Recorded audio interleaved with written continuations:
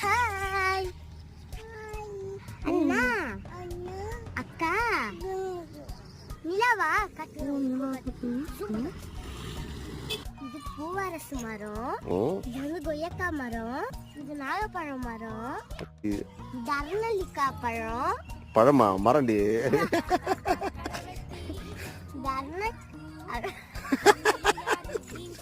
இது பாருங்க, இது வந்து கத்திரிக்காய் செடி, இது வந்து புளிய மரம், இது முள்ளெலிக்காய் மரம். முள்ளக்காய் முழு நெல்லிக்காய். முழு இது முழு நெல்லிக்காய். இது இலிப்பேர் மரம். இது அத்திப்பழம். இது வேப்ப மரம். இது நீர் மருந்து. மருந்து இல்ல மருது.